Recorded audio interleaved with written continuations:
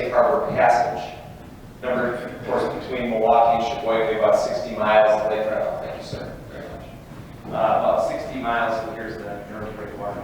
About 60 miles of water, and of course provide and ensure safe water, safe harbor passage.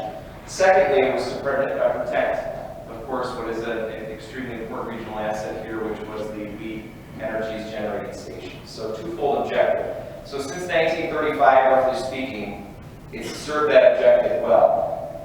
But what happened was back in 2013, the Corps of Engineers, this is a federally owned asset. The Corps of Engineers largely owns the majority of the structure from about the gateway section end all the way out through here. And the south breakwater, this is the federally owned section right here, Army Corps of Engineers. In 2009, the Corps of Engineers was here, did a brief report in terms of an assessment of the condition of the structure. We asked that they come back in 2013 because we had noticed a rapid acceleration in terms of the deterioration. The 2013 report was startling. We shared this with you before because it deemed that about 60% of the structure, the North Breakwater now we're talking about, was in a failed state. Not failing, but failed. The language that the Corps of Engineers used at that time was that at any point in time with a significant storm event, we could potentially lose sections of the breakwater.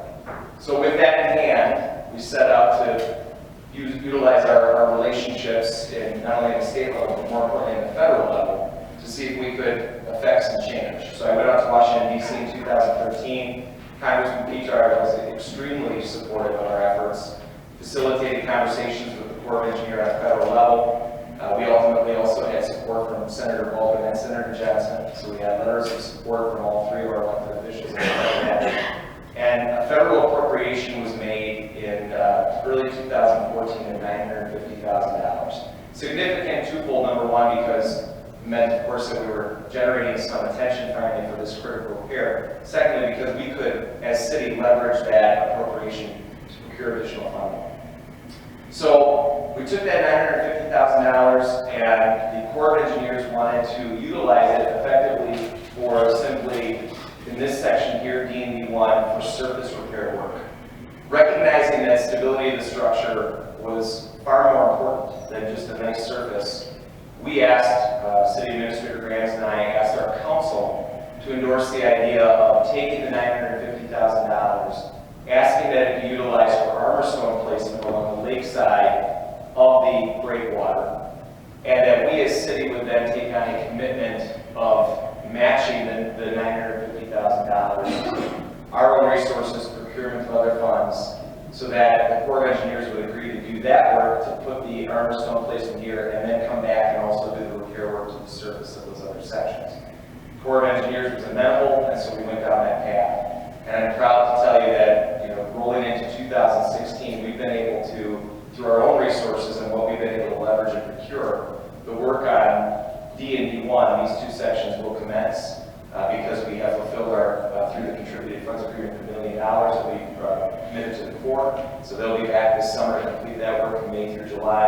And the armor stone placement has been done on the lakeside of the North Breakwater. So really feeling like, from a standpoint of stabilizing the structure, we've begun down that path. And so now we start to talk about what are next steps. And that's really why we're in part here today, to set that vision for you all. What work is going to be accomplished in 2016, what work needs to get done beyond that, and to ask for your help, your partnership. As city, we've very happily led this effort forward. I think in terms of our own resources, we've committed about $100,000 at this point to our relationship with both and Snooker JJR to move forward with fund procurement and also with design and engineering solutions. We've obviously put forward resources and committed other resources for some of this solution execution.